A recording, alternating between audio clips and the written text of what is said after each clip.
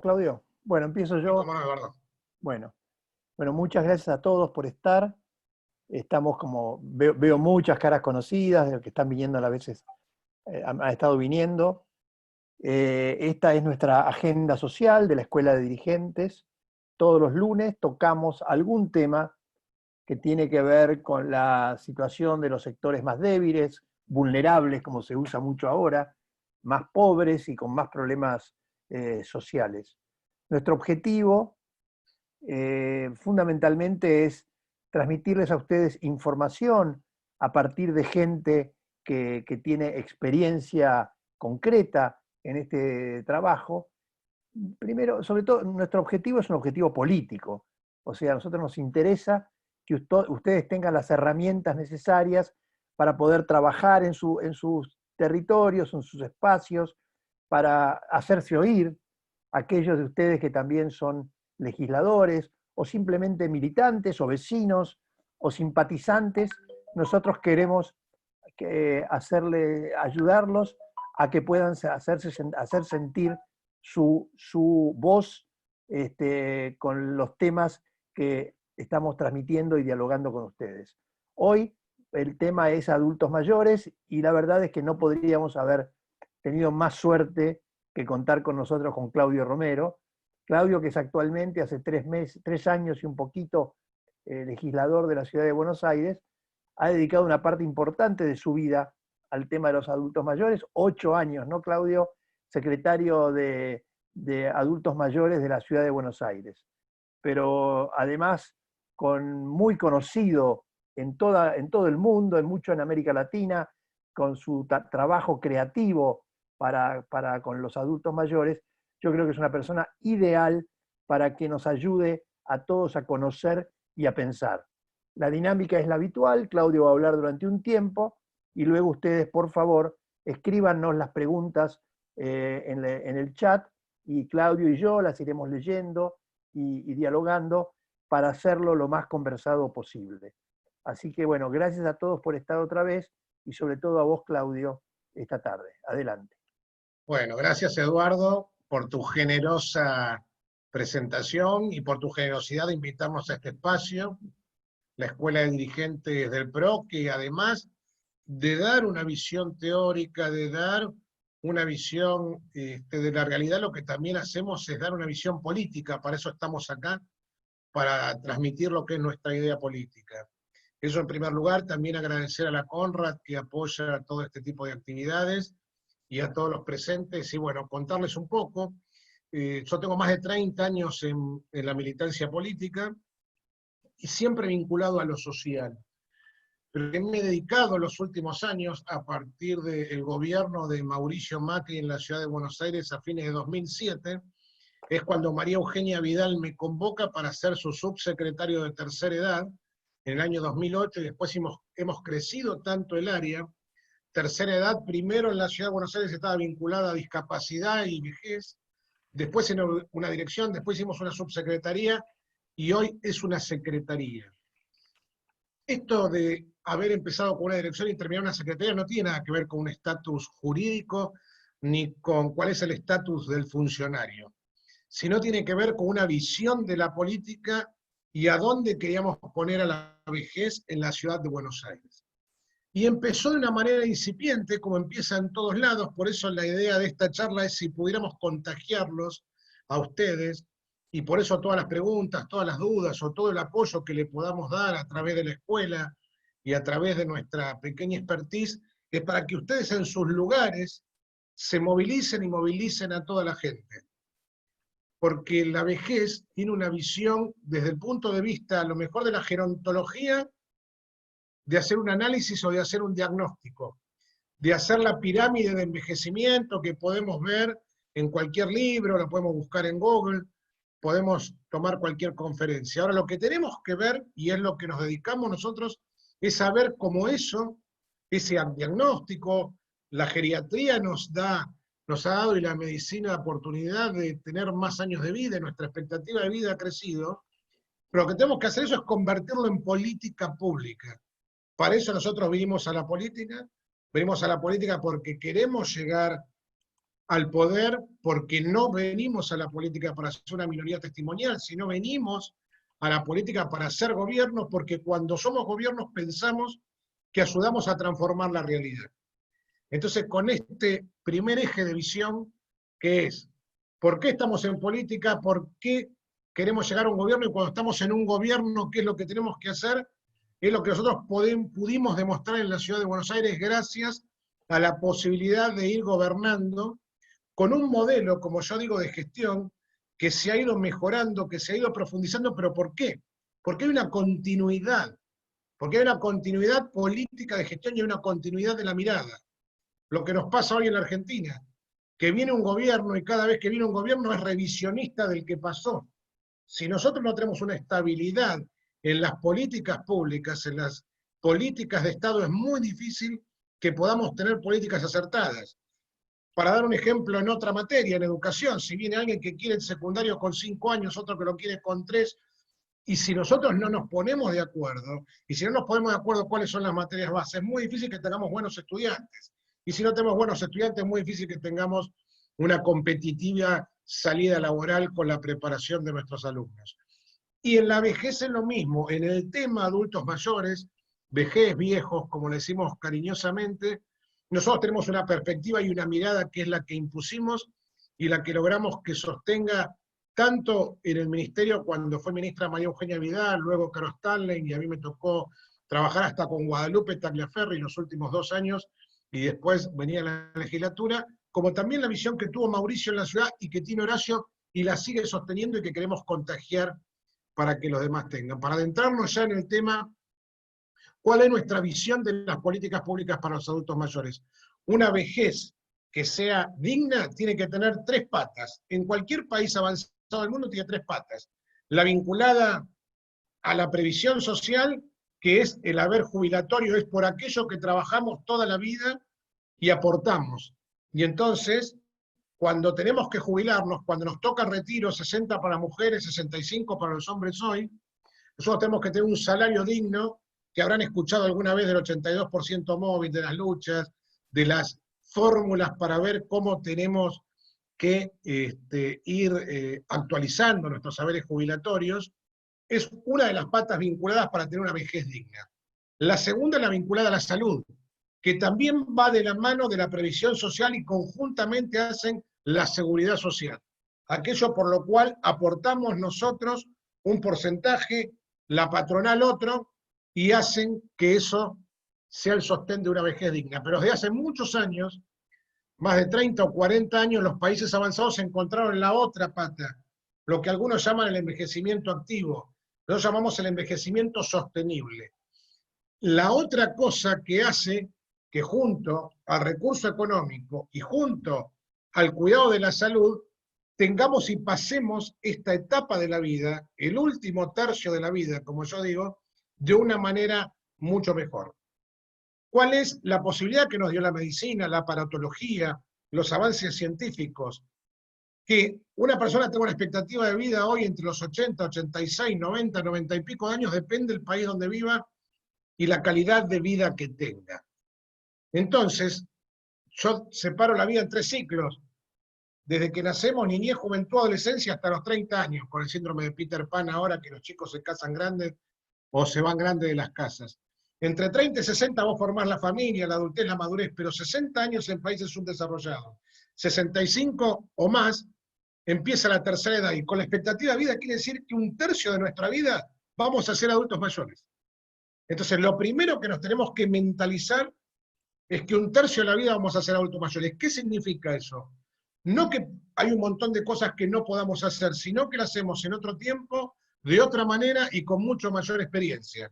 Es como jugar un partido de fútbol, el primero, que estás nervioso, y otros cuando tenés 30, 40 partidos, 50, 100, 150, jugás parado, distribuís. Bueno, eso es cuando vos sos adulto mayor. Cuando sos adulto mayor podés hacer lo mismo, con más cuidado, con una forma distinta, con otra mirada, con otro tiempo. Por eso la discriminación, en algún momento que vamos a hablar, es algo que nunca debemos hacer con los adultos mayores. Pero vamos a hacer un repaso rápido de los 2 primeros, que son las cosas que a veces podemos modificar si somos Estado nacional o si somos Estado provincial. ¿Por qué? Hoy la Argentina tiene 5.708.000 personas que reciben jubilaciones o pensiones. Eso es la parte de lo que hablábamos al comienzo, lo previsional, donde hay un haber mínimo, un haber máximo, y hay un promedio de los haberes en 31.000 pesos aproximadamente. Usted va a decir, está la señora de 14, sí, pero está el de 70. Entonces el promedio jubilatorio es de 31.000 pesos hoy en la Argentina. Tenemos 2.080.000 varones que reciben pensiones o jubilaciones y 3.627.000 mujeres. El impacto de las pensiones con moratoria, que es algo que pasó a partir del año 2005, que nos vino a complicar nuestro modelo previsional, entre otras cosas, ese fue uno de los problemas, es un impacto de casi 2/3 de esos 3.600.000 mujeres no tenían aporte, y hoy tienen una jubilación. Yo no quiero discutir ideológicamente si lo necesitan o no, pero tiene una jubilación sin aporte. Por eso esto vino a descompensar las cajas previsionales y el sistema sanitario. De esas 5 millones y algo de personas, hay 6.850.000 beneficios. ¿Qué quiere decir? Que hay personas que reciben 1 o 2 beneficios. Eso no pasa en ningún tampoco lugar del mundo. Ningún lugar del mundo una persona puede recibir un beneficio. Es decir, la jubilación y la pensión del esposo fallecido, la jubilación y la pensión de la esposa fallecida. Cuando en algún lugar del mundo existen 2 personas con un beneficio, cuando el otro fallece hay que elegir quedarse con uno. Esto también significa que hay más de 1 millón de personas que tienen duplicado su haber jubilatorio y vienen a descompensar al resto. Del sistema general que podemos decir, por qué también la Argentina tiene un sistema deficitario previsional, porque además del famoso ANSES, hay 121 cajas previsionales más, algo inverosímil en cualquier país del mundo. Hay 13 cajas provinciales, Buenos Aires, Chaco, Chubut, Córdoba, Corrientes, Entre Ríos, Formosa, La Pampa, Misiones, Neuquén, Santa Cruz, Santa Fe y Tierra del Fuego, tienen su propia caja jubilatoria, y además hay el resto de cajas que tienen que ver con regímenes municipales, como puede haber en Entre Ríos, en Santa Fe y en Neuquén, y si no con cajas profesionales, donde tenemos alrededor de 82 cajas profesionales que están a veces hasta duplicadas, y esto es lo que hace de raro, que siempre damos el ejemplo de un fisioterapeuta que está jubilado como fisioterapeuta en la provincia de Buenos Aires, cobra distinto al fisioterapeuta de la provincia de Córdoba, porque son 2 cajas distintas, ya no están ni por profesiones, sino que además de la profesión, después viene una subdivisión. Esto es lo que hace que la previsión social argentina, además de las malas decisiones, además de haber jubilado a gente que no tuvo aporte y que no aportó, tengamos esta cantidad de cajas. Y bueno, esto es lo que hace que la Argentina también sea algo distinto al mundo, que tiene casi el 100% de sus adultos mayores con algún tipo o de jubilación, pensión, o con lo que se llama la PUAN, ¿no? Que es esta suerte de subsidio que deberían tener todas aquellas personas que no tributaron. Esto es lo que hace que el 100% de los adultos mayores tengan cobertura jubilatoria. Y esto es lo que hizo que toda esa masa de gente también tenga que tener una cobertura sanitaria. Y acá es lo que es un déficit para lo que es lo salarial, también termina siendo un déficit para lo que es la atención médica. Y entonces, lo que hace es que aquellas personas que entraron en una moratoria, que pagaron o no, pasaron a ser parte del PAMI, y el PAMI es una obra social con más de 5 millones de beneficiarios, que también le cuesta mucho dar un buen servicio. Porque nosotros damos un ejemplo, si PAMI le devolviera a todas estas cajas, que cada una tiene su obra social, cuando se jubiló al jubilado, el PAMI se quedaría apenas con 400 o 500.000 beneficiarios, y sería una obra social rica. ¿Por qué? Porque no solo tendría la cobertura del aporte del Estado, sino, por ejemplo, el impuesto al cheque tiene una cobertura para PAMI. Entonces, ese monto que hoy tiene PAMI para casi 5,5 millones de afiliados, imagínense si ese monto fuera para 500.000 afiliados nada más.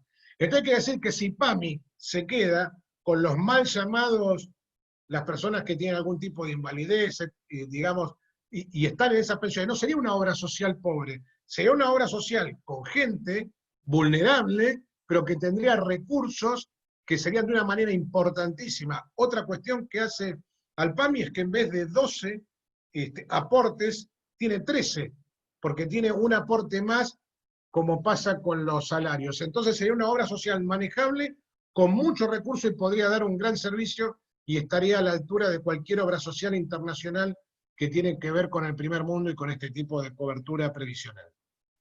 Y bueno, para bajar a lo que es la otra pata, que es la que más nos interesa, es lo que nosotros llamamos la vejez sostenible o el envejecimiento activo, también podrían escuchar ustedes que se llama así. Esas tres patas que tiene una pata asistencial, el envejecimiento activo, tiene una pata de inclusión y derechos y tiene una pata del disfrute. Y esto es lo que en la ciudad de Buenos Aires nosotros lo impusimos como política pública a partir del gobierno de la ciudad. Y esto es lo que nosotros le decimos a todos los que estén en un municipio, a todos los que participen de una comuna, a todos aquellos que participen y tengan diálogo con un gobernador o vayan a reclamar. Nosotros, la política pública que elegimos a los adultos mayores es porque nuestro gobierno le pone un presupuesto. Todo tiene un presupuesto y entonces es en lo que nosotros lo queremos focalizar. ¿Qué presupuesto le queremos dar a la niñez? ¿Qué presupuesto le queremos darle al embarazo adolescente? ¿Qué presupuesto le queremos dar a la primera infancia?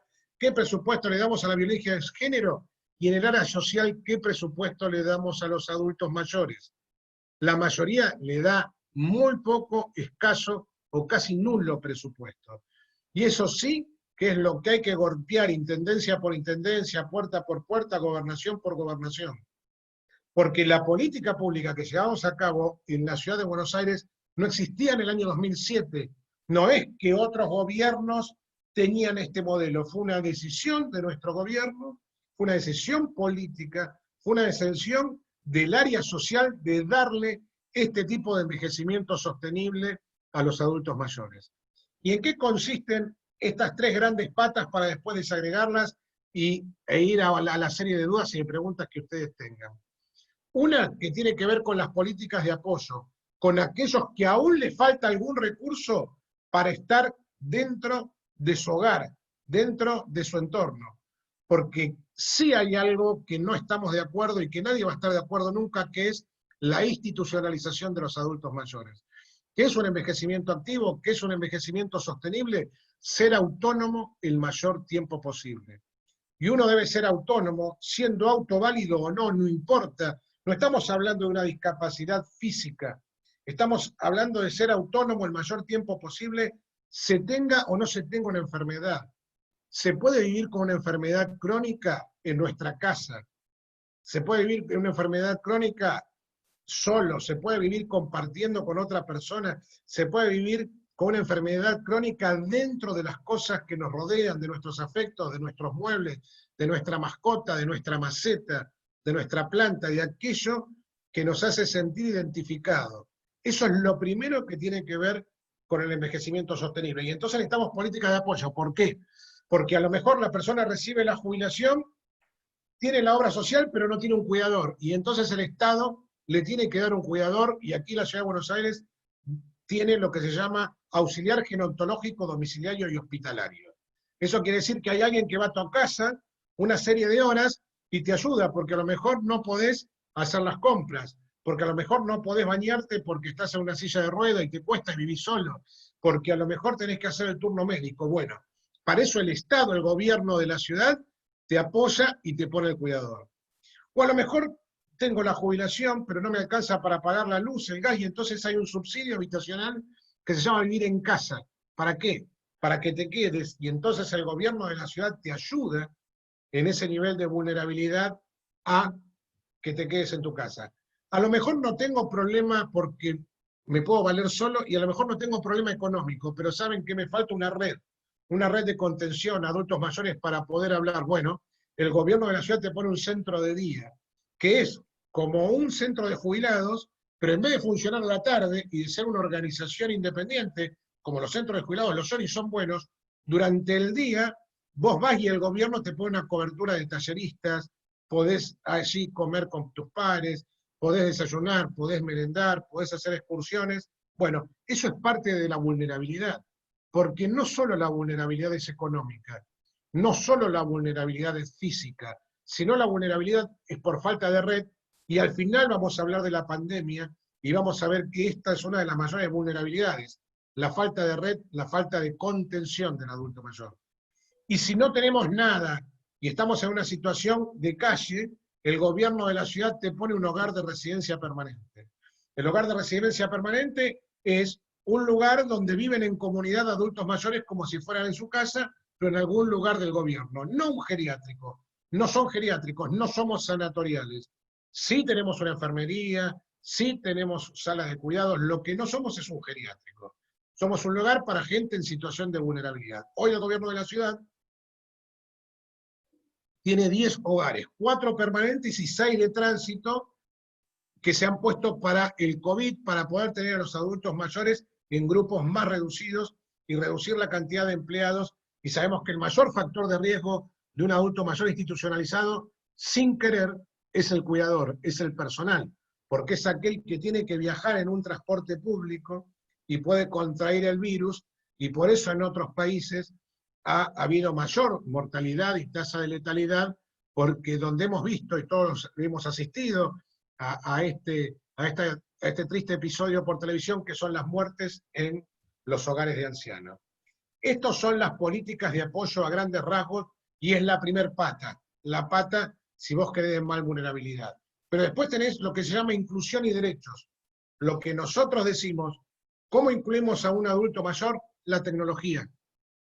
Porque así como nuestros papás, nuestros abuelos nos enseñaron a leer, nos enseñaron a escribir, nos enseñaron la historia, nos transfirieron la cultura, porque pasaban las grandes tribus ya cuando el más grande le transmitía a los demás cómo había que cazar, cómo había que prender el fuego. Digamos, la sabiduría de las tribus con el principio de la humanidad se siguieron repitiendo hasta nuestros tiempos, salvo con algo. Hay algo que nosotros le tenemos que devolver a nuestros mayores, que es la inserción en el nuevo mundo. Y la inserción en el nuevo mundo es la tecnología. Nosotros no hubiéramos podido pasar esta etapa, como decimos, sin tener los mayores conectados. Y entonces la inclusión tecnológica, nosotros arrancamos con lo que se llamaban postas digitales, es decir, aulas donde le enseñamos a usar la computadora a nuestros mayores, hasta terminamos con la creación de un software, una plataforma que se llama Más Simple, donde hemos entregado más de 120.000 tablets a adultos mayores. Hoy se puede bajar por el teléfono, se puede poner en cualquier computadora, en cualquier dispositivo electrónico, lo que nos permitió. Hoy tenemos el 85% de nuestros adultos mayores conectados en la ciudad. Y cuando hablo de 85%, hablo entre 60 años y 100. Quiere decir que el 85% ese, cuando yo voy restando a la gente de más de 95 años y la saco, a aquellos que tienen una enfermedad que puede ser mental y no puede utilizar un dispositivo, y cuando voy achicando, tengo un uso de la tecnología en la ciudad excelente y muy bueno, porque nos hemos ayudado entre todos, entre el Estado, las familias y los nietos, que es un binomio central al cual hay que apostar cuando es el acceso a las tecnologías. Que los nietos ayuden a los abuelos para que se puedan conectar, o el vecino más joven, el hijo del verdulero, el hijo del encargado, todo aquel que le pueda dar una conectividad. ¿Y por qué hablamos de derecho? Porque recién hablábamos de violencia de género, y los países donde hay estadísticas, por cada hecho de violencia de género sobre una mujer, hay 2 o 3 sobre un adulto mayor. En la Ciudad de Buenos Aires hemos votado la ley 5420, la cual nosotros fuimos los propulsores, y una diputada lo tomó, la diputada Raquel Herrero en aquel momento, y pudimos sacarla. Es una ley de abuso y maltrato, que ¿qué hace? Tipifica los distintos tipos de abuso y maltrato. Porque así como hay abuso y maltrato en el género, hay abuso y maltrato al adulto mayor. Y hay en mayor grado. Y es mucho más grave. ¿Saben por qué? Porque en el 95% de los casos, nosotros cuando tuvimos estadísticas en la ciudad y hemos trabajado con la Corte Suprema y la OVD, la Oficina de Violencia de Género, las tiene hoy los datos, el 95% de los casos de abuso y maltrato es intramuro, es intrahogar, es adentro de la familia. El perpetrador es el hijo, la nuera, la pareja más joven, el apoderado, etc. Y después, otro dato muy llamativo, que casi todos los tipos de abuso y maltrato arrancan en un 90% siendo abuso financiero. ¿Por qué? Porque se sostienen de la jubilación, de la casa de la abuela y la vamos arrinconando y entonces le vamos tomando con nuestra pareja y demás, y a la abuela o al abuelo lo arrinconamos, le tomamos la jubilación como no sabe ir al cajero, entonces cobraste 500 de menos, cobraste 1000 de menos, arranca de ahí, y nosotros cuando hemos podido hacer todo el estudio que hicimos en más de 4 años, nos dio que el 90% del inicio de la violencia en los adultos mayores era por cuestiones que tienen que ver con el tema financiero. Por eso hemos creado hasta un refugio protegido, único refugio protegido que nosotros tenemos conocimiento en el mundo, está en la Ciudad de Buenos Aires, que es un refugio protegido, es la terapia intensiva del abuso, es cuando la persona, cuando una mujer tiene un problema de violencia de género, tiene la fuerza para irse de su casa. Un adulto mayor de 90, de 92, de 95 años, cuando lo maltratan, no tiene fuerza, no cree que se pueden ir. Yo he escuchado testimonios de personas de 92 y 93 años que decían, si mi nieto, que es el que me cuida, me tiene que matar, bueno, en la vida sabrá por qué es así. Gente con testimonio de esta característica. Y para todos aquellos que le interesan estas dos cuestiones, después también podemos hablar o lo podemos seguir o podemos informarles por privado o como Eduardo lo disponga. Entonces, esto es lo que es inclusión y derechos. Y la otra tercer pata que tenemos que pensarla es lo que llamamos el disfrute. Y el disfrute no es solo el ocio, no es solo las estaciones saludables que nosotros inventamos en la ciudad, porque un día en el 2009 salimos a tomar la presión y en la crisis del 2009, cuando dijimos qué servicio, nos dice María Eugenia, che, qué servicio con mucha creatividad podemos poner y podemos atender a los adultos mayores, en el 2009 le digo, mira, los adultos mayores gastan 5 mangos en ir a tomarse la presión a la farmacia, y otros 10 mangos para tomarse el azúcar. Bueno, entonces lo que hicimos, sacamos 24 mesitas con un flete, porque no teníamos ni movilidad, una enfermera, un tallerista, un administrativo, y arrancamos lo que eran las postas sanitarias, lo que hoy son las estaciones saludables.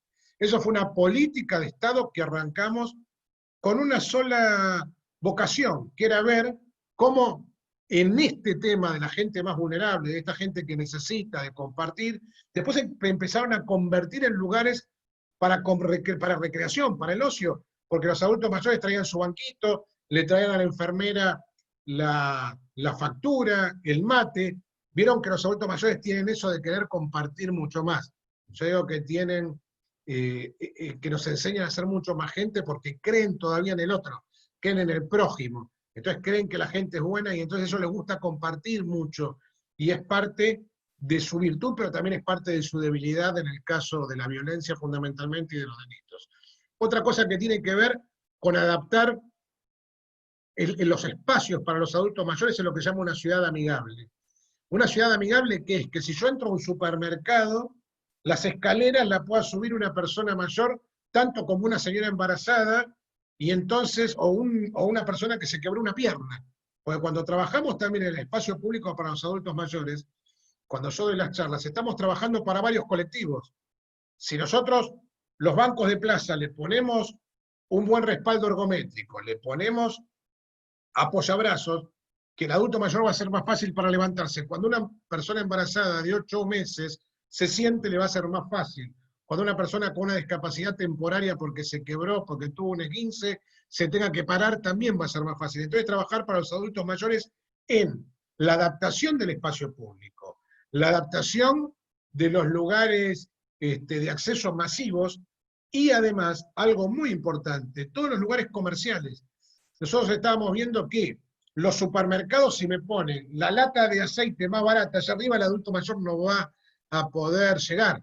Entonces ahora hemos presentado un proyecto de ley en la ciudad. Para nosotros el de góndola es que los precios más baratos y las ofertas estén a la altura de los adultos mayores, es decir, entre la segunda y el tercer estante, donde ellos no tengan que agacharse.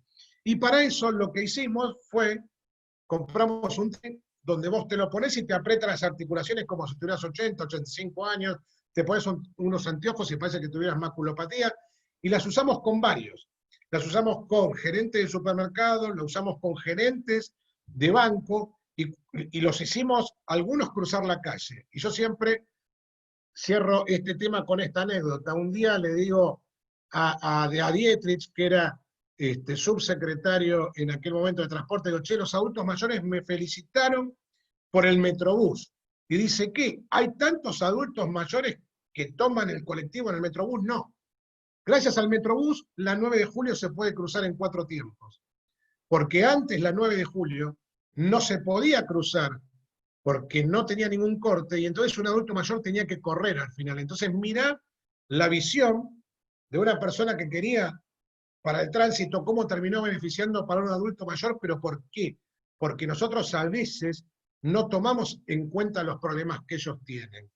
Por eso yo siempre digo que trabajar para los adultos mayores es trabajar para nosotros mismos, y siempre digo que adultos mayores somos todos, solo es cuestión de tiempo llegar a serlo.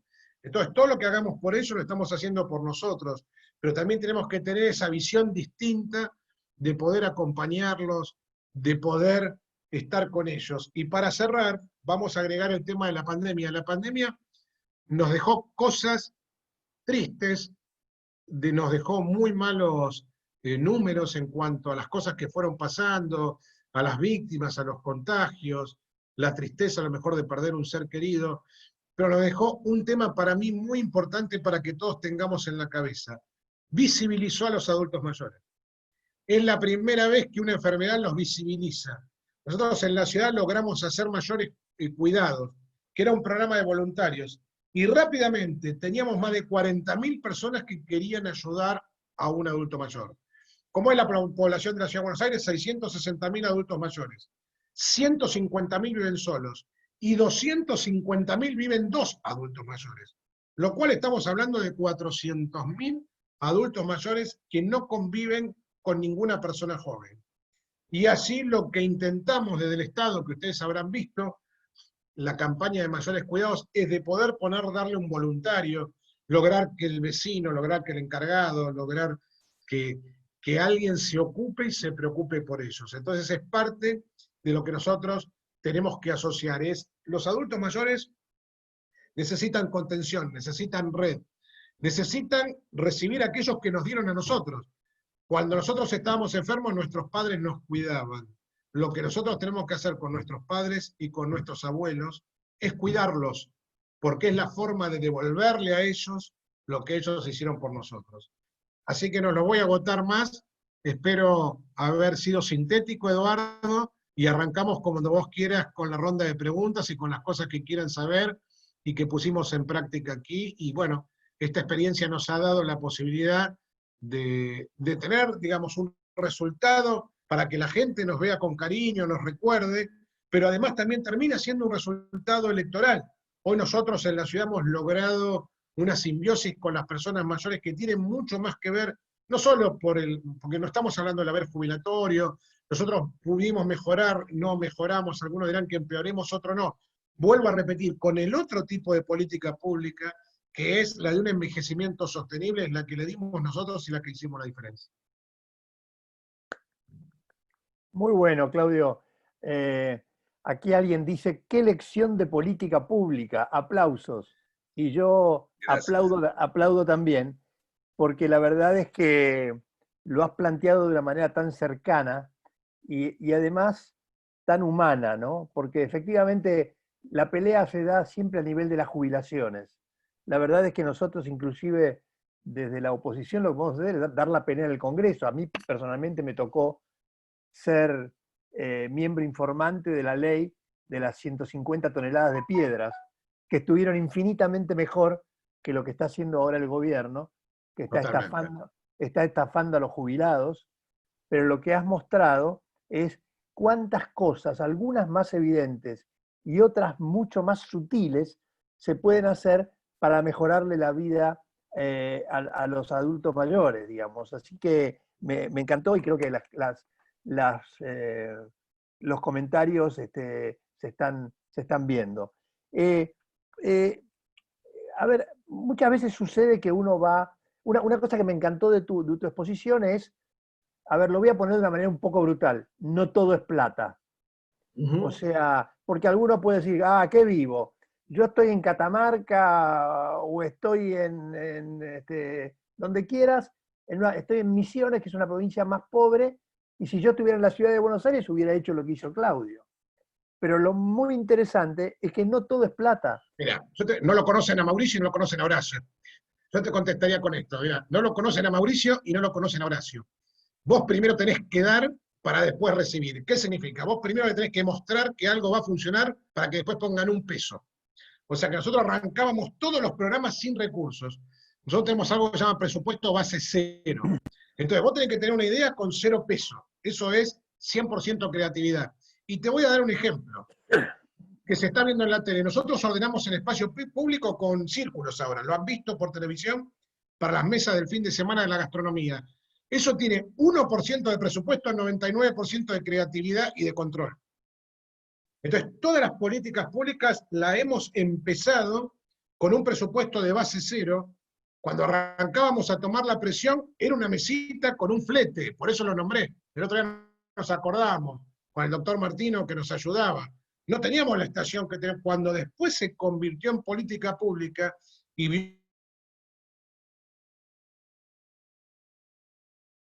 25.000 personas, no, habían pasado 100.000 personas. Y cuando 100.000 personas pasan a tomarse la presión, algo de política pública y de algún lado tenés que sacar para poner. Porque la idea es que vos tenés que sacar de un lado para poner. Nosotros, la Argentina tiene recursos para hacer esto, lo que pasa es que los pone en otro lado. Hoy los pone en otro tipo de transferencia. El recurso que nosotros invertimos en IFE, en un montón de cuestiones, los tenemos. Una cosa, si en algún momento decidimos bajar un poquito ese recurso porque apostamos al trabajo genuino y lo ponemos en otro lugar, no lo llevamos a otra área. Entonces, en ese lugar, lo que tenemos que lograr es decir, escúchame, mira, yo te voy a demostrar. Nosotros hicimos mucha política pública de esta característica en Entre Ríos con Emma Gainza. Emma Gainza era concejal, no estaba ni en el Ejecutivo. Y entonces llevamos una tarjeta de descuento. Tarjeta mayor, ¿sabés qué era? Era una tarjeta donde agarrás a comerciantes y decís, escúchame, de tal hora a tal hora, vos no te viene gente. Si vienen los adultos mayores y le haces un descuento, bueno, hacemos un convenio. Eso es un plástico escrito y es más creatividad y más cuerpo que recurso. Esto es lo que hay que poner. Primero hay que demostrar que se necesita y después hay que pegar recurso y hay que ir a buscarlo el recurso. Hay que sacárselo a otro que a lo mejor lo tiene de más o que no lo está aprovechando. Porque el recurso es uno y es finito y los recursos son finitos. Hoy yo presido la comisión de presupuesto en la ciudad y veo todo el presupuesto. Pero entonces es como, hoy te voy a repasar. Nosotros que planificamos todos, cada 4 pesos hoy en la ciudad de Buenos Aires, uno no está más. Un peso no está más porque son los 76.000 millones de pesos que no vamos a recaudar por la crisis, son los 20.000 millones que nos cuesta el COVID y son los 15.000 que nos sacó el gobierno. Bueno, nos quedan 3 pesos. De esos 3 pesos, 2 son salarios. Nos queda 1 peso para dar de comer, para tener infraestructura escolar, para comprar equipamiento para la policía, para recoger 7 días por semana la basura que no pasa en ninguna ciudad del mundo, para mantener los espacios públicos, para tener la ciudad iluminada, para políticas para adultos mayores, para todo. Bueno, es cómo usás este peso. Es cómo vos usás este peso y dónde demostrás que lo necesitas y más para la gente vulnerable. Me parece que lo que hay que pelear es eso. Y además mi comentario tenía que ver, y bueno, vos 8 años al frente de estos programas lo habrás sabido mejor que nadie, es cuántos de estos programas son marginales en términos de la cantidad de dinero. Porque digo, hay algunos que son casi actitudinales, ¿no? Seguramente a todos nos impresionó mucho el tema de las ofertas las ofertas en un lugar muy alto, que está lejos, o el tema de los bancos de la plaza. Yo digo, ¿cuánto le cuesta al municipio de Catamarca hacer eso en las plazas? Que da un mensaje, me estoy ocupando de vos. pienso en Exactamente, vos, pienso en vos. exactamente. Mirá, vos tenés hasta actividades, nosotros le poníamos tanta creatividad en esa época. Yo hice una bufanda, tengo una foto en mi oficina donde tengo una bufanda de 3000 metros. Nosotros quisimos hacer la bufanda más larga del mundo. ¿Qué era esto? Era una consigna. 2 agujas de tejer, un ovillo de lana blanca, un ovillo de lana celeste. Eso es lo que le costó a tercera edad hacer una bufanda de 3000 metros. Después lo repartíamos en los centros de jubilados o las abuelas. Después de esto se armaron las abuelas tejedoras. ¿Qué hacíamos? Entonces la consigna era 20 centímetros de alto, 1 metro de ancho. Una bufanda blanca, una bufanda celeste. Las unimos, un día nos prestaron ferro, juntamos 3000 metros y después las cortamos y las abrimos a repartir en un operativo frío para la gente en situación de calle y las donamos para los hogares de niños, de niñas y de madres adolescentes. Mirá con creatividad, con un poquito de lana, que se la podés pedir a cualquiera, la podés comprar con 2 agujas, punto Santa Clara, 2 y 1, y arrancamos con la bufanda más larga. Le dimos una actividad a nuestras adultas mayores, le dimos una actividad al centro de jubilados, hicimos una actividad de gobierno con eso, porque la juntamos un 20 de junio, el Día de la Bandera, juntamos, hicimos todo un círculo y bueno, tenemos esa foto así, y después la entregamos en el operativo frío. ¿Con qué poquito, si vos le ponés el cuerpo, podés hacer una actividad? Claro que para algunas áreas vas a necesitar recursos, para tener un refugio protegido, para tener un cuidador domiciliario, pero hay un montón de cosas que lo que necesitas es ponerle ingenio. Para tener un defensor de las personas mayores no necesitas más que definirlo, sacarlo de una estructura política, achicar 2 contratos y poner un defensor. No necesitas más que eso. Digo, hay tanto recurso en el Estado argentino y los estados provinciales son cada vez más grandes. Entonces, hay estados que el 80% de sus recursos son transferencias del Poder Ejecutivo Nacional. Pero también el 80% de esa misma provincia, todas las personas viven de empleo público o de transferencia del Estado. ¿Por qué ese 80% de personas no los podemos trabajar al 3%, al 2% para los adultos mayores? Eso digo. Entonces el recurso está. Lo que hay que es reutilizarlo o reacomodarlo. Sin duda, sin duda. Un comentario respecto, digo, porque un problema que tiene Claudio es que tira ideas demasiado rápido. Entonces yo estaba anotaba y anotaba. Entonces tengo lata más arriba, ciudad amigable, tomar la presión, etcétera, y se me escapan algunas. Bueno, Pero... me pregunten. No, pero lo que quería decirles es que, vamos a subir la grabación de esta charla, así que por ahí vale la pena que la oigan de vuelta y entonces vayan a sus ciudades a exigir que estas cosas se hagan. Un comentario, algunas preguntas, es el tema del PAMI. ¿Qué estás viendo vos respecto del funcionamiento del PAMI y qué podemos hacer y qué podemos demandar? ¿Cómo lo estás viendo? Mira, yo lo que veo es que el PAMI es, yo te vuelvo a repetir, para mí es una obra social que está mal gestionada. Inclusive también, como nosotros a veces hablamos bien de nosotros mismos, también tenemos que yo creo que nos equivocamos en la gestión de los 2 primeros años del PAMI cuando a nosotros nos tocó el gobierno. Es una obra social que yo vuelvo a repetir, tomó todo lo que es la carga de las obras sociales y de las cajas jubilatorias. O nosotros absorbemos todas las cajas jubilatorias y ahí el cordobés se me va a enojar, porque la maestra cordobesa, no, yo a los 50 me jubilo, yo a los 55 me jubilo. Bueno, la Argentina no da para más para esto, vamos a ser sinceros. Primero tenemos que equiparar la edad de jubilación del hombre con la mujer. Segundo, a los 60 años somos muy jóvenes. A los 65 somos muy jóvenes.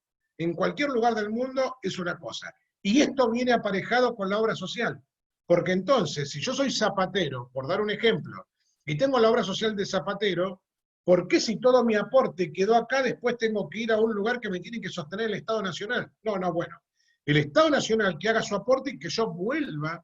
Yo creo que en un momento estaba avanzado en la época de Mauricio que vuelvan aquellos jubilados y pensionados de las obras sociales que tenían aporte de sus cajas, transferirle los recursos, y yo vuelvo a repetir, para mí PAMI tiene que quedar para gente en situación de vulnerabilidad extrema, pero también tiene que ser una gran obra social.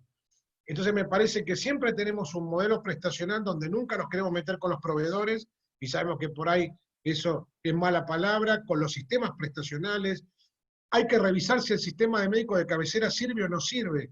A lo mejor el sistema de médico de cabecera sirve para una ciudad o para una localidad que tiene poco recurso médico. Para una localidad o para una ciudad que tiene más recursos médicos, a lo mejor el sistema de médico de cabecera no funciona. Entonces, tampoco podemos tener un único modelo. Lo que tenemos que tener es modelos para las distintas regiones. A lo mejor en el sur, donde los traslados son gigantes, bueno, hay que ver cómo nosotros a los adultos mayores, a nuestros jubilados, a nuestros pensionados, le resolvemos en su lugar más cercano, y a lo mejor no tiene que ser un hospital público, tiene que ser una clínica, y por ahí, donde haya un buen hospital, lo tiene que resolver un hospital. Entonces me parece que lo que tenemos que hacer es refundar el modelo prestacional del PAMI, porque hasta acá no dio resultado. Puede haber servido en una época, puede haber servido en los años 70 cuando se creó, en los 80 cuando tenía menos de 1 millón de afiliados. Es muy difícil tener una obra social con 5 millones de afiliados, porque también después hay un costo de obra social administrativa por hombre. Viste que los argentinos son muy exagerados. Vos preguntale en empleados de comercio, que es una obra social que funciona bastante bien y que tiene uno de los sueldos más bajos, OSECAT, empleados de comercio son 1.900.000 afiliados, pero el sueldo inicial es muy bajo, no es un sueldo bueno. ¿Cuántos empleados tienen? Yo te voy a dar un ejemplo. La obra social de la Ciudad de Buenos Aires, que es municipal, tiene alrededor de 15.000 afiliados, alrededor de 15.000 empleados con 150.000 afiliados. Yo cuando llegué me quería morir porque fui a OSECAT y pregunté con 1 millón de afiliados cuántos empleados tenían. 1.000 en todo el país. Tenían 1.000 afiliados en todo el país. Es una obra social muy bien llevada. La de encargados de edificios es una obra social muy bien llevada. Entonces, lo que debemos hacer es copiar esos modelos. Si no tenemos que hacer nada extraño. Nada más que tenemos que achicar recurso humano, y vuelvo a repetir, el recurso está. Lo que hay que saber es dónde ponerlo, para mi gusto. El Estado argentino tiene una inversión muy grande y más en el tema social, lo que me parece que no está bien distribuido. Bien, esto es un muy buen punto, porque bueno, hay que animarse a decirlo, ¿no? O sea, es muy fácil el facilismo.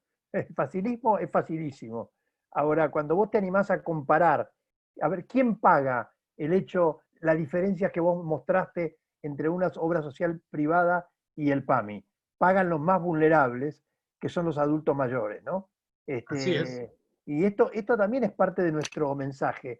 Yo me río porque, bueno, vos y yo tenemos mucha experiencia legislativa, y entonces cuando vos te animás a decir esto, inmediatamente sos tildado de neoliberal, insensible, etc. Ahora, preguntale a los que están 5 horas haciendo una cola o un mes para un turno con el pedículo, qué piensan respecto de este tema. O sea, digo, parte de nuestra misión política es también ser francos en este sentido, ¿no? Yo lo que Porque, creo, dale.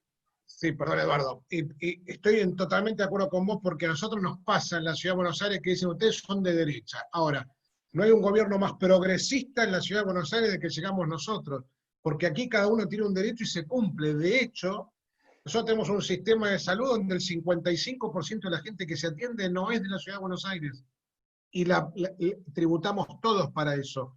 ¿Qué significa? Que aquel que necesita y que tiene una necesidad, el Estado está presente. Y vos acabás de decir algo central con esto, cuando te tildan o no. Esto es como decir que el capitalismo no sirve. De 190 y pico de países que hay en el mundo, hay solo 3 países comunistas, quiere decir que el resto es capitalista. Lo que pasa es que algunos lo hacen bien y otros lo hacen mal. Y esto de ser liberal, y también algunos hacen bien las cosas y otros lo hacen mal. Y no hay nada más importante que el Estado esté presente, pero el Estado está presente cuando está bien administrado, cuando hace lo que tiene que hacer, cuando se dedica a las necesidades básicas y no a cumplir otros roles. Ahora estamos todos muy impactados con el tema de las grandes muestras de corrupción de Cristina, las causas, los cuadernos, etc. Ahora, cuando recién entramos nosotros al gobierno, nos empezamos a ver los informes sobre los niveles de corrupción en el PAMI. Bueno, ¿se acuerdan aquella famosa foto de las no sé cuántas cientos de sillas de ruedas guardadas en un galpón, o los precios escandalosos de los medicamentos, de las vacunas, etcétera, etcétera, ¿no? Entonces, ¿quién es la víctima de eso? La víctima de eso es sin duda el más débil, ¿no? Aquel que no tiene cómo protegerse. Bueno, la verdad que hemos pasado por todo, Claudio. Además, yo tengo una ventaja sobre todos ustedes, que yo los veo a todos todo el tiempo, y entonces veo las caras que se mueven así, las sonrisas y demás, ¿no? No veo muchísimas más preguntas, hay muchas afirmaciones en el sentido de las cosas que has estado diciendo. Has planteado el tema más macro de las jubilaciones, y a mí, insisto con esto, me encanta el mensaje concreto para aquellos que en sus respectivas provincias o municipios tienen que opinar, tienen que hacer, tienen que decir, tienen que empujar. Por ahí algunos, como yo decía el otro día, alguien que tiene que ir a patear una puerta e ir a pedir explicaciones sobre por qué no se hacen cosas que se pueden hacer. Así que creo que, bueno, hemos cumplido con el objetivo de la reunión. Quiero decir que les voy a tener que pedir disculpas a algunos porque es la primera vez que hacemos la reunión a las 18 horas y estoy recibiendo mensajes por otro lado de personas que pensaban que era a las 19, así que les vamos a poner después la grabación para que lo que ve, acá está un señor con la grabación. Pero bueno, nuevamente, creo que en nombre de todos, Claudio, te queremos agradecer. Creo que el objetivo de la charla está cumplido. Hemos transmitido ideas, hemos dejado semillitas, hemos dejado ganas para seguir trabajando, y creo que, bueno, nos has contado muy bien cómo es tu experiencia. Así que si querés despedirte con algún mensaje. Yo primero agradecerte, Eduardo, por hacerme participar, porque si hay algo que aprendí, los que abrazamos una causa militante, algunos política, otras religiosas, otras culturales, otras de distinta índole, sabemos que lo hacemos porque dentro de la vocación yo tuve la oportunidad de encontrar otra vocación, que es el trabajo por los adultos mayores. He pasado por distintas áreas sociales, a cabo de los 30 y pico de años de militancia política, que tuvieron que ver con gestiones y fuera de la política también, y yo me he ido hace 3 años del área de tercera edad, pero bueno, participo con una fundación ahora y tratamos de dar una mano a los que podemos. Sabemos que hay gente que necesita, que la pasa mal, que a veces cuando vemos un adulto mayor, lo más importante, les quiero dejar esto. Un día voy a sacar una foto a una plaza, estamos haciendo una actividad en la Comuna 4, en La Boca, y la fotógrafa, viste que a veces somos esclavos de los fotógrafos, dice, no, acá está mal la luz, vamos a corrernos. Y yo agarro a una señora mayor y la llevo agarrada del hombro, caminando, y le digo, sí, te escucho. Y le digo, uy, perdóname que te abracé. Y me dice, no, ¿sabes cuánto hace que nadie me pega un abrazo? Y esas son cosas que te enseñan y que te marcan. A mí me llenaron de mucha satisfacción, porque lo que primero, como yo digo, cuando llegué al área de tercera edad, era una persona que tenía un desafío de aprender, y lo único que sabía era que mi mamá tenía 74 años, como yo digo. Y después aprendí a conocer a los adultos mayores, aprendí a mejorar el trato con mi mamá, y poder comprenderlo. Me parece que cuando todos nos dedicamos, yo después te voy a pasar el link de nuestro libro, que lo pueden bajar gratuito también, que se llama Cuestión de Tiempo, el último ejemplar, el último libro que hemos escrito, que tiene que ver para empezar a comprender a la vejez. Dejarte también vía tuyo que los que necesiten alguna cuestión, algún asesoramiento, vía la escuela de dirigente, vía tuyo lo podamos resolver. Agradecer a la Conrad también por el apoyo, la veo ahí a Mónica y a los que nos estuvieron escuchando. Y esto, un adulto mayor necesita mucho afecto, necesita mucho cariño, porque es lo que ellos dieron a través de su vida, y me parece que nosotros identificarnos con ellos y respetarlos es ponerlos en el centro de la escena, es ponerlo en la cabecera de la mesa. Muchas veces nos pasa que yo cuando era chico vivías con tus abuelos o el fin de semana era con tus abuelos. Hoy a veces no se vive con los abuelos, a veces la vida es muy rápida, al margen de la pandemia. y los chicos no los van a ver y ellos sufren, y lo que sepamos es que tenemos que estar con ellos porque la red de contención no es un recurso económico, no es la obra social, la contención, el afecto, es aquello que ellos dieron toda su vida y que hoy necesitan recibirlo más que nunca. Entonces estemos atentos a eso y cada vez que necesiten y que escuchen la palabra adulto mayor y necesiten una mano, acá estamos para ayudarlos o para darlos una idea o para juntos compartir una vicisitud si así lo fuera. Gracias de vuelta, acabamos de subir de vuelta el canal de YouTube y están también las direcciones de correo para nosotros, así que nos escriben. Esta reunión se graba, los datos de tu libro también fueron subidos, acá tienen Twitter, Facebook, Instagram, etc. Así que sigamos en contacto. El lunes que viene vamos a hablar de las ONGs, o sea, las organizaciones de la sociedad civil como actores de la vida social. Va a ser una reunión muy interesante, creo yo. Bueno, y seguimos adelante. Muchas gracias a todos una vez más por estar con nosotros. Gracias. Gracias, Claudio. Gracias.